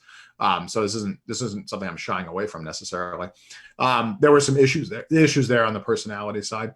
And one of the things I did learn that I brought with me into other places, and I talk a lot about when you build Intel programs, I'm a big believer that the person building the Intel program and having authority needs to have an Intel background. That wasn't the case when I was there.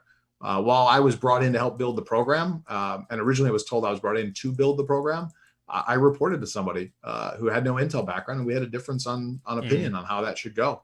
And that's something I take with me to other places. And when I say difference of opinion, listen, at the time, I believed I was right. There's no way around it. I believed I was right, and therefore I believe the other person was wrong. In retrospect, I mostly still believe that, but there are different ways to learn and work together. And I've learned from the experience. I think I would handle it a bit differently now, probably, than I did before. Yeah. But to be fair, I still believe that ultimately the person at the top needs to have Intel experience. There are rare exceptions. Somebody without an Intel background who went ahead and has a passion for it. Maybe they did GCTI and they've studied and they've learned. Or somebody who just listens really well and is willing to accept, this isn't my background. I've got an IR background, or I've got a technical background, or whatever. that might be, and I'm willing to learn your bits and pieces and bring it all together, I think can be really successful. I've seen some successful leaders in that area. Yeah. But if you're not aligned with the person you work for and you guys have a different vision and both of you think your vision is right, one of you is not going to succeed. Yeah. So, ultimately I think that's what it came down to for me, is I wasn't going to see my vision fulfilled. And I wasn't in a position to make that happen. So, that's fair. At that point you go, hey, we've done the best we can. I hope we've helped set things up in the right path, and I'm going to move on and do something else. So that's fair, and not to belabor a bad point, right? You went then from an in-market sector, services organization like Capital One and FS. Then you made a jump to a software company in Symantec. So was that just another luck of the draw kind of thing, or did you actually set out to consciously make that decision to go from, hey, I'm done with sector work, I want to actually try to go and make a difference in product? Yeah, so it wasn't specific to that. I'll say that. So what happened when I realized that my time at Capital One probably wasn't going to go the way I wanted it to. I wasn't going to be there for several years and build everything I thought I was going to build. So like most people, you update your resume, you start talking to your network, and you get out there and see what else might be available. And it was actually a headhunter who reached out to me. And I had an opportunity at Symantec. So it wasn't something I knew about. It was they headhunted me. They reached out to me. And so we had some discussions. And the truth is, again, I'm new to the private sector. I've been in less than a year. I've only had one job. It's a financial sector job. So this was all very new and interesting. And we started having a discussion about what the team had and what the team was delivering to people and what they wanted and needed. And it opened my eyes. I thought, well, this is a really cool opportunity. Like, financial sector is great. It's been good. I've enjoyed it. I learned a lot, but this is a chance to work with a lot of different sectors. And there's a much higher learning curve that goes along with that. So now I ended up in a company where I was working with financials, but I was also working with healthcares and retails and government, which obviously was comfort zone for me because I could go back to working with some people I knew. And it was a chance to help a lot of people. Ultimately, my goal in business, my goal in life is to see how many people you can help. And I did find there was more opportunity to do that in the vendor space once you got past the stigma of being a vendor. And as part of the reason I always told people, I'm not in sales. I will never have a job that has a commission tied to it. I do a lot of things that help people, and sometimes it drives business and some sales opportunities for others. But I'm keen on making sure that I'm able to be honest and direct and objective, but also it gives me a chance to help people the most. So in that regard, I loved that job. I had a chance to work with hundreds and hundreds of companies, Fortune 500s, Fortune 1, I don't know how, a lot of big companies, right? And to have really great, frank discussions. And I learned a lot about what was going on in the market. There's no better way to learn what's going on in the market than to get out there. And I also worked internationally. So I was able to go to Asia. I was able to go to the Middle East and able to go to Europe, and obviously throughout the United States.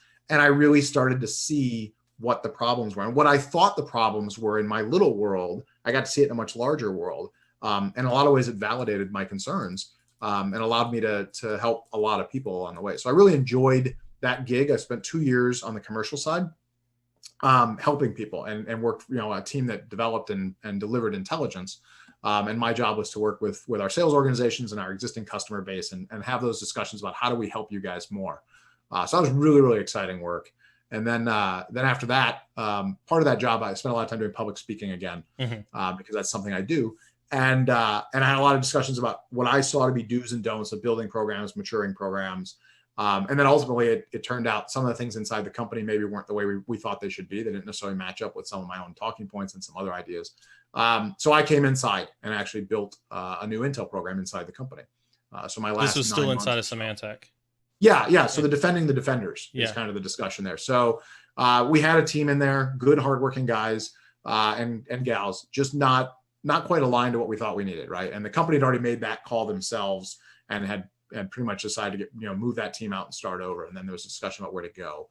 And I was selected to come inside and build a new strategy and the new roadmap, along with some good partners and some good people to start building something new to defend the company. So I did that for the last, 9 months I was there or whatever. So if that was the best job that you had, I mean, then how did you jump from that? Why did you leave that? Why did you go to kind of where you're at right now? I mean, because if that was so good, what was holding you back, or what did you feel like you needed to do next in your career? Yeah, it's a good question. So to clarify, the best job I had at Symantec was the first 2 years. It was not necessarily that third year. When I came to take on the role and responsibility of building the team, I was very excited about it. And I had a chance to do some really cool things, and we were able to actually do, as I mentioned, the whole whiteboarded out. Here's what we need, et cetera. And in that case, I was essentially granted a big pot of money, which was nice. And I was a customer of Anomaly. So one of the first technologies I bought happened to be Anomaly Threat Stream. I got, as I said, bestowed a rather large amount of money. And again, because I come from the government space, as I said, you tend to spend quickly so you don't lose it, which is what I did. So I signed a lot of quick contracts. I knew the market pretty well. I knew vendors I wanted. We went through the proper process, but we did it pretty quickly to build a pretty strong collection capability in a hurry. Also hired some good people that I knew from the government space specifically, and started building out a pretty effective solution, I think. More learning experiences do come with that. When you work in an organization that's budget strapped and you turn out to have deep pockets and you spend a lot quickly, not everybody's going to enjoy watching that happen. Just a note for anybody in that position: be careful about how you spend the money and how loud you are about it. That's not necessarily going to make you popular. Right. So that was a bit of a challenge. One of the other challenges I had, frankly, was the person who hired me left. And as I said, it's really important to be aligned with the person you work for. I was, and then that person left. And that person was replaced with somebody that I don't think we saw eye to eye on a lot of things. So that's challenging. I don't really enjoy saying this because I'm now saying 2 for 2 here, that I've worked with people I didn't align with and I left. That doesn't sound very good. But there were also other factors. As you know, Symantec has since been purchased. The company has kind of been broken up and split up, and there was a lot of that talk that was going on anyway. So, but truthfully, we'd written out this roadmap. We had milestones to hit. And that 9-month mark was a key milestone. We hit all of our objectives on time and under budget. And we succeeded in what we needed to accomplish in that time frame. And it seemed like a good time to move on. I think everything we accomplished in that first segment was good. It was successful. We met our objectives. We did what we said we would do, and the company was in a much better position. But again, it was clear I wasn't aligned with the thought process of the person above me. And that probably wasn't going to improve. So we were at a good spot where it made sense to part ways. Yeah. And because I'd been a customer of Anomaly and I knew people at the company and I knew the mission really well, I felt like that might be a good opportunity. And they were looking for somebody who had some of my skill sets. So we had some discussions and it just made sense. Yeah.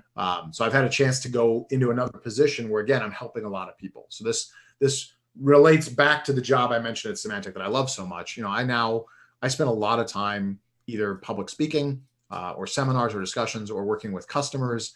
I also have a chance to stretch my legs in the business sense. I work with our business teams, and we're a smaller company, so I joke that my fingers are in everybody's pie. But it's in a company where that's liked and appreciated, right? You have to find the right culture, right? If my fingers are in everybody's pie, that can be a really bad thing. But around here, it seems to be okay. So it was just a really good opportunity. I interviewed with everybody with the company and all the leadership, and we all kind of agreed, yeah, this is a good fit. We just got to figure out what to do with you. And then so we took some time to figure that out. And I've really enjoyed it. This has been a great job. I've been here now a little over a year. I love the company. I love the people. I love what I do. I miss the travel. That's my biggest challenge right now, is that, nobody's going anyplace. And I did 150, 180,000 miles last year. So I miss the travel. I really love going out and meeting people and working with people and helping people. And this job gives me a lot of chance to do that. So I'm really, really happy with how things have progressed. So then, as somebody who has fell into cyber a couple of different parts of their career and fell into a couple of different roles, has it been something that you're grateful that your path has taken you down that way, or do you still wish you were back doing some other part of intelligence? It depends on what day you ask me. Which vulnerability is out there? Yeah, I think I never want to complain, right? I'm lucky. I don't want to overstate it too much, but I am. I've been very lucky. I haven't planned out most of my life, and yet it's worked okay. We all had our challenges and obstacles, but I'm really lucky to be where I'm at. I work in a great place with good people. I have a decent place to live. I have decent compensation. All those things that go with it, right? I've been able to knock out some educational goals I had in mind.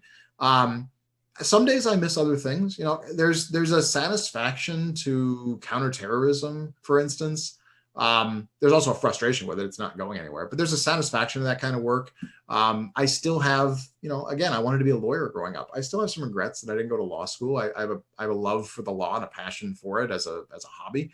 I think one of the challenges I find in my life, and I find this with a lot of people I work with, so this must be related to the type of personalities we work with, is, I don't know if you remember, I don't know if you're old enough to remember, when we were kids, there were these choose your own adventure books. Yes, I remember the choose your own adventure books. Read a book books. And you get to page 6 and it was like, do you go in the cave or do you walk down the path, right? Yes.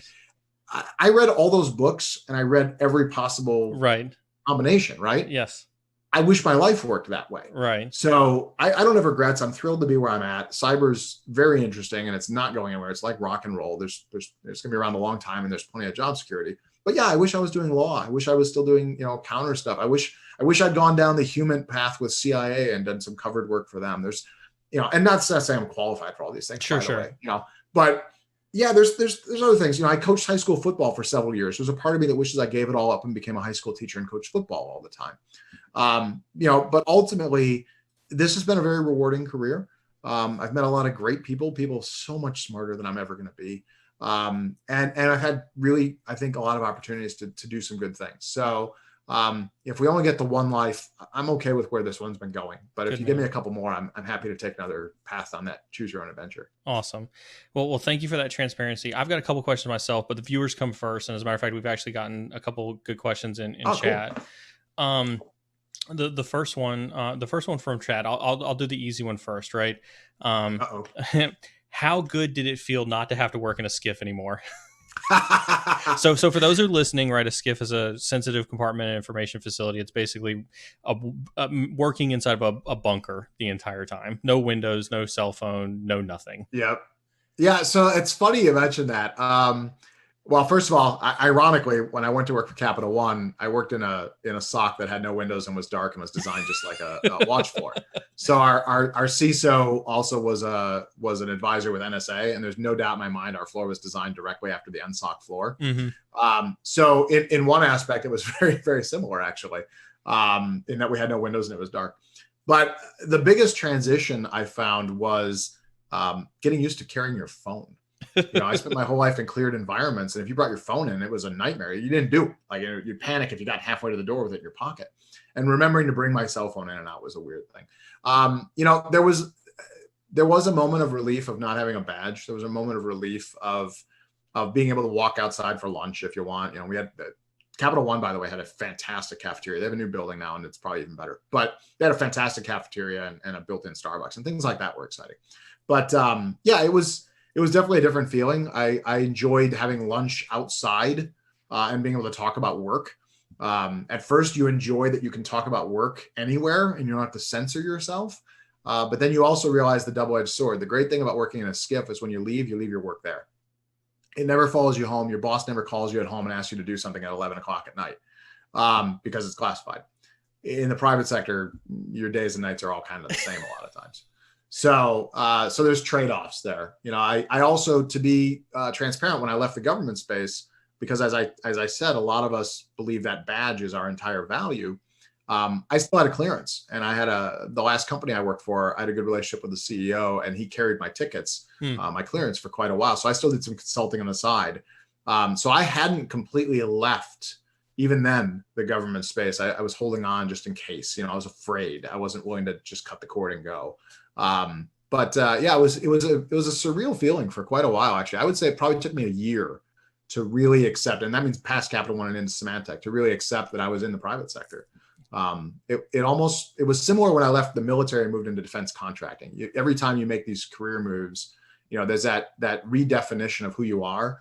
And a lot of it was also redefining what job security is. In the military, you have a uniform, you go to work every day. And if you do a lousy job, they'll still pay you to come back tomorrow. And in contracting, you learn it's tied to your contract and your badge, but you figure out how to manage that system.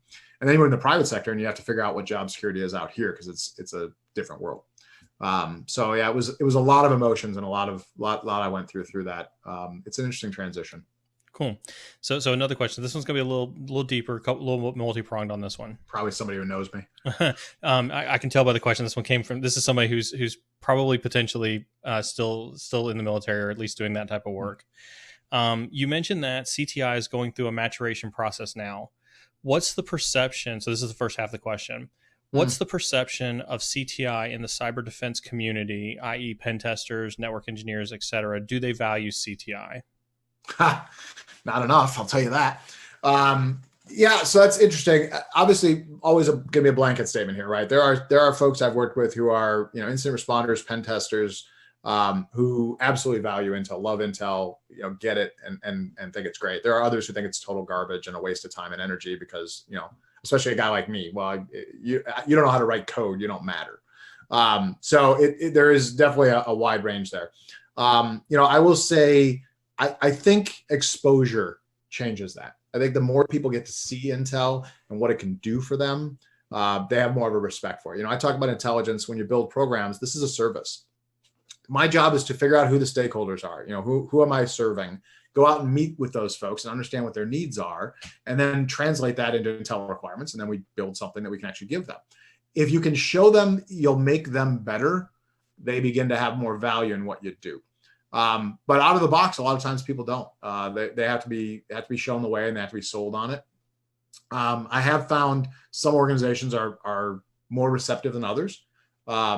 Physical security, surprisingly, physical security and insider threat love Intel programs in the time I've been around those guys because they're generally underfunded and they don't have that sort of access and knowledge. So being able to combine those together, it's not a typical traditional customer, but actually is really, really valuable. Red teamers do have a lot of interest because they want to emulate adversaries. And generally your Intel team's done a good job of understanding the adversary. I often see it's the SOC, which is the primary customer, the blue team, that can be the most resistant. I think some of it's maybe feeling threatened. I'm not really sure how to put it in context. Some are better than others, but folks have been doing this thing a long time, a certain way. There's a lot of very strong technical background and a lot of strong opinions on how cybersecurity should be done. And Intel coming in is kind of the newer, sexier thing that often, again, comes with funding and kind of shine, I think can upset some folks. So there's definitely some relationships that need to be built there and worked on to make that successful. So I've seen a wide range, to be honest. I've seen organizations that really accept Intel and want the value of Intel. There's some that need to be trained to understand what it is, and then they accept it. And there's some that are just always going to be resistant because they see it as a threat to their service or to their value of what they do for the organization. So the second part of that question then after that, right, is this person asked, with all of that being said, they asked because there seems to be some pushback integrating Intel with AF. I presume that's Air Force cybersecurity ops. Oh yeah, that wouldn't surprise me. That's a separate issue, but not a surprising one. That's in my opinion. I haven't been in the Air Force now in a while, but there was always some political push, between organizations and Intel. I think one of the challenges we have in intelligence, and some of it's self-created. Sometimes you deal with folks in Intel who are kind of arrogant jerks, which make it difficult. But even if you're humble and you're not, you're labeled intelligence. That in and of itself is an insult to some other people that you now must be smarter than them, which you're not necessarily. You just have a different function. But I think a lot of folks see it that way. So I think you're going to run into that with SecOps, certainly. It's, again, just like we're seeing in the private sector. I think you're dealing with a lot of smart people. And it's hard to explain that my term of intelligence, listen, I'm talking about it as a function. I'm not talking about it as mental acuity. And being able to explain that. I worked with people who are security operations folks who are brilliant, smarter than I will ever hope to be, but they aren't Intel people.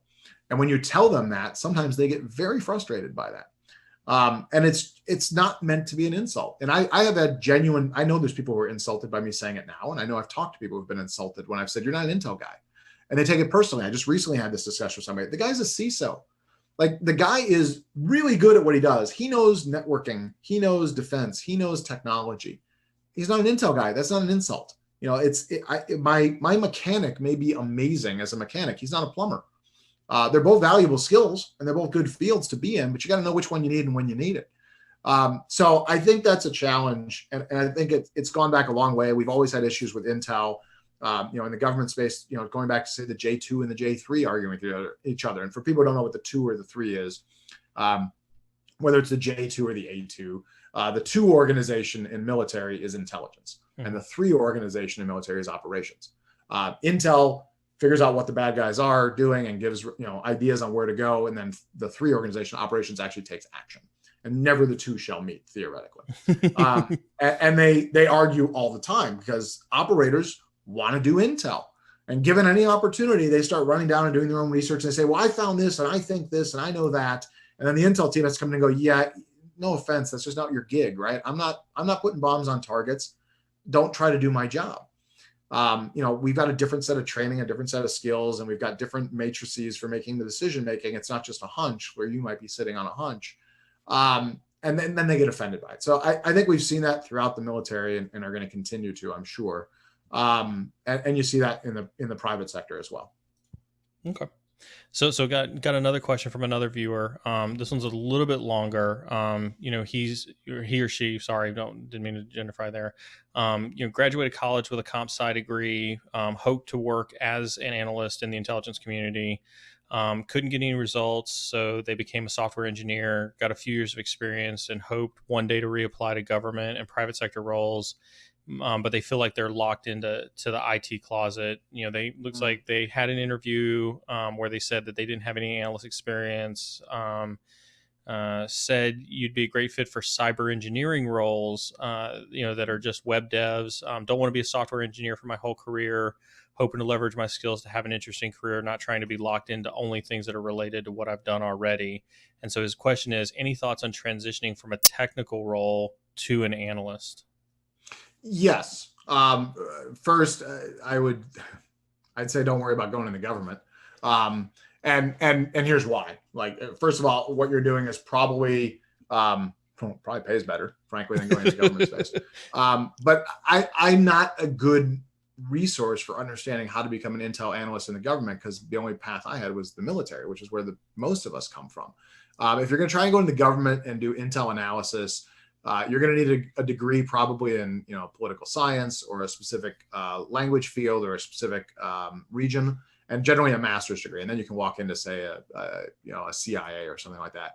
I'm not sure the juice is worth the squeeze to go down that path where you are right now based on the skill set you're talking about. But if you want to do some more exciting things that get away from just where you are and where you think you're headed down, if you're willing to take a step backwards, that'd be the first challenge I would present to somebody. You can have 10 years of networking experience and be brilliant at that, but if you want to go become an intel analyst, you got 0 years of experience at that. But I would say if somebody wanted to transition, I would recommend looking at the SANS course for GCTI. It's about $5,500, give or take, I think. And if you have any other resources, if you happen to be like military, for instance, and you have GI Bill, you can use that. But there's some other ways you can go about it. It's a really good course. The first half is basically all the fundamentals you learn in being an intel analyst for the first couple of years in the agency. And then the back half is more the technical piece. It's a really well-respected certification as well. So I would hire somebody as a junior intel, cyber intelligence analyst on my team. If they had this great networking background and they had GCTI, I might bring them in as like a level 1, level 2 analyst, depending on where budget is and where they fit, right? But if you're willing to go down that path, that's your transition. Now, you might even be able to get into that role in the right company without even having GCTI. There are organizations who will take highly technical people who have no intel background and bring them into the intel side, as long as, again, you're willing to start at the bottom, essentially. So it's transition's possible, though. Is that one of those things where, and for those who may or may not necessarily be familiar with like Gary Vaynerchuk and some of the things that he does, right, is if you have a desire to go from that type of transition, again, not to put you on the spot and not to commit you to something that you're unprepared for, but just hypothesizing, right, is could somebody reach out to somebody like yourself at Anomaly or one of the other vendors or any other company that may have a threat intelligence role and say, look, I'm literally willing to come in at the bottom of the org tree to come in and do cyber threat intelligence. I'm willing to learn. I'm willing to put in the work to do it. Does that show a level of motivation that you would find attractive in a candidate? Yeah, I think so. Obviously, there's the age of COVID makes it a little difficult. A lot of people have cut budgets, so they may not have the roles open that they might have had in the past. And if you're getting into leaner teams, then I'm not in a position like, my team's a good example, but a lot of exist. I'm not in a position right now to bring somebody in to train them up, frankly. I hope to be again in the next 6 months or so as COVID develops and hopefully gets resolved. But right now that might be a challenge. But in general, I would say yes. If I've got a position and I've got a team and I'm looking at bringing in, a couple of entry level or, junior Intel analysts, my requirement for a junior Intel analyst can be a pretty vague requirement at that point because I want somebody I can grow and I can build. If somebody came in who had 8 years, experience in computer science and, had a degree, but said, I'm not an Intel guy, I'm willing to take the lower role. I want to advance. I want to move up. And I was also convinced they weren't going to give up on me in 6 months and go back to doing what they were already doing and leave me with a vacancy. I would be thrilled to have that. If I have a choice between somebody who's got that kind of experience and that kind of knowledge and has already come to this epiphany of, I know what I want to do and I'm willing to sacrifice to do that, why wouldn't I take that over somebody who's got 2 years of Intel experience in the Air Force and got out? Like that, I'll take this person instead. My chances of having a successful candidate, somebody who's going to really like what they're doing and grow long-term and is probably a little more mature to begin with, to me, that's a better candidate. Now, everybody's hiring practices are a little bit different. Sure. But I'm certain there's several people out there who would take that advantage. It also helps in my case because, as I said, I'm not remarkably technical. So if I can bring somebody in who wants to go into the Intel space, they're willing to listen and learn for people who do Intel for a living, but I can learn a ton from them too because they bring in all this other technical knowledge that I don't have. It makes the team stronger. Ultimately, you want to have a strong team full of people that have diverse, knowledge and abilities. So I think there's assets to be taken from that. I think it's important if you decide you want to change your career and your goals and your objectives, you write a resume that points that out and you really bone up on what it is you're going to say in an interview as to why you want to do this. Because if somebody's got 10 years experience someplace else and they're hiring for a job with 2 years experience, the first question I'm going to ask, why do you want to do this? You've got this other thing you're doing. You're obviously, I'm sure, making more money than I'm going to pay you for this job. Why do you want to do this?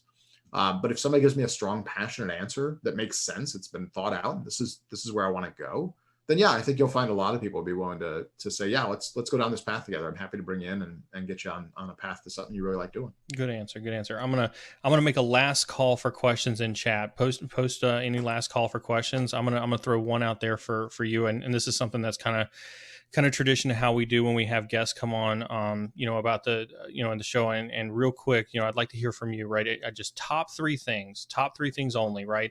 That somebody who's looking for a job in CTI, either with a company like Anomaly or any other private sector company, whether it's a vendor or, a Capital One or a Symantec or somewhere like that. What are the three things that they could do today to prepare themselves for a role like that? Ooh, three things you could do today to prepare for a role in cyber intelligence. All right, well, I'll take the default one. I'll go back to SANS again. The GCTI course is a course worth taking. And there are other vendors out there that have courses as well. There's a guy named Jeff Barden from Treadstone 71. He's got a really good series of courses. If you have an opportunity to take that, I highly recommend that if you don't have background specifically. And if you do, it could advance you. But definitely take some training. I think that's an important piece. And there's some reading you could do on your own, certainly. Again, JP 2-0, I talked about Joint Pub 2-0. It's a giant book, but it is free. The Intelligence Community Directives, ICDs, it's a foundation for intelligence practice. Again, government doctrine, free. And unclassified. I don't recommend reading all of them. 203, 206, 208 would probably be more than enough for you. But that's like 20 minutes worth of reading. It's nothing. So I would say certainly get smart on the field. If you don't have a background in it and it's something you want to go into, show the effort, get smart. All right. The second piece is write a resume. A lot of folks don't put enough time or effort into what they're going to actually tell people they're trying to accomplish. And the resume isn't just about who you are, it's about where you want to go as well. So write your resume and build your message to people, that you're going to sell yourself on this is who I am and this is what I bring to your organization. You do learn in the private sector. If you're looking to get into the position, you need to tell me why you make me better. Why do I need you? That's what most hiring officials are looking for is, yeah, I got a role to fill, but why do I need you? So if you don't have that answer for yourself, I'd recommend taking some time to think about it. What do I bring to an organization? And it might not just be the simple, I know how to write this code, or I know this background, or I read this book. What do you bring? What do you bring to the table personally? What's your personality? What's your drive? What's your motivation? What do you do in your off time? What do you bring that's going to make us a better org? So those are things I think people can do for themselves right out of the box now. The third one, because you asked for three. I did. What could I do today? God, what is the third one? Training, know yourself. Networking. I guess that'd be the third one. You need to know people. Most jobs are not achieved. Most people don't end up in a new position because they went on a website, found an opening, and sent somebody a resume. Now, I just said get your resume and all that stuff. I know that. But you're going to need that eventually. You're going to interview with people you don't know too. Right. But it's important, I think, to interact. I joked at the beginning about, LinkedIn, and I got kind of bullied into it, and I didn't want to do it. I'm really active on LinkedIn now. I've got thousands of contacts, and I actually talk to people pretty regularly. But LinkedIn's a great place to learn about different people, to read about different, aspects. You got to work through some salesy stuff and whatever, and some things don't apply to you. But you also just get out and get a chance to meet people. I think, the more people the better chance you have of succeeding in whatever industry you're going into. You build your own personal brand and your own reputation, and people figure out who you really are. And you know what? Some people aren't going to like you, and that's fine too. Not everybody likes me. There's some people I'm sure have me blocked on LinkedIn and vice versa. But overall, you build a network of people who over time understand who you really are. If you're active, some of it's just interacting and talking to them, and some of it's you're going to write other things and you're going to comment on things. But also, if you're going to do networking, mean it. Like, the goal isn't to connect with somebody and immediately ask them a favor or immediately try to sell them something. I think it's important to try to build real relationships with people. And if you've got hundreds of people who genuinely know that you care about what's going on in their life and they care about what's going on in your life, it doesn't have to be an everyday thing, but you start building these real genuine networks. I don't care what industry you're in. I think you're going to be pretty successful at that point. I talked about the transition of job security. In the government, when I was in the military, it was my uniform. When I was in contracting, it was, I had a degree and I had a clearance. In the private sector, I think it's my networking. I'd like to believe, knock on wood, I'm not going anywhere right now, but I'd like to believe at this point, if I ended up wanting to look for something else to do, or if I was forced to look for something else to do, I probably wouldn't have to just go out looking for jobs and applying. I'd just reach out to people I knew, and I think somebody would know somebody who would say, we got a fit for you. I think there's somebody you should talk to. And that takes time and energy to build that out, but you build those networks, and then you have a chance to help other people. I think it's also really important. People come to me all the time. You mentioned, if somebody wants to reach out to me that heard this, go ahead. I connect with people all the time and say, let me introduce you to so-and-so, or talk to this guy. Or I think you might fit here. You might just like this person. They might get along. Genuinely wanting to connect people with other people is what makes us all better. So I would say those are probably the three I would go for. You can take the training. You really got to know yourself. And you got to get out and do networking and get to know other people and be genuine as much as you can. So that's awesome advice, everybody. And for everybody who's in chat, I just posted AJ's LinkedIn profile on there. Reach out to him, let him know that you heard him on stream. Start your networking journey. If you don't have a LinkedIn, like you heard, get your LinkedIn out there, make AJ your first connection. You can make me your second connection, and we can start you down this networking path. But with that, I'll kind of do a really drawn out outro, and just in case anybody else wants to post any last minute questions in chat. But with that being said, AJ, super, super grateful that you came on the stream tonight. It's been an amazing 2 hours with you talking about cyber threat intelligence. Thank you so much for your service. Thank you so much for answering, the questions of my viewers. If there's anything that ever I can do for you or anything else, please don't hesitate to let me know. Yeah, Neil. No, thanks for having me. I appreciate it. Obviously, thank you for your service as well. And thanks for having me on the show. And despite my joke, I actually would come back if you want to talk more. I don't know if I have anything else of use to speak about, but if I've got anything else I can provide, I'm happy to come back, man. I really enjoyed the time. And, I look forward to working with you off stream as well. Absolutely. And just chatting more. So yeah, I really appreciate the time. It was great to hang out. Absolutely. So with that, we're going to go ahead and wrap up tonight. So everybody in their home, send a bunch of claps in chat. Let AJ know that you're really happy to have had him, whether you're on Twitch or YouTube or Facebook. Throw some claps up into that chat and let him know that you're grateful. Everybody else, don't forget to hit that follow. Don't forget to hit that subscribe and hit that bell to get notified whenever we're online.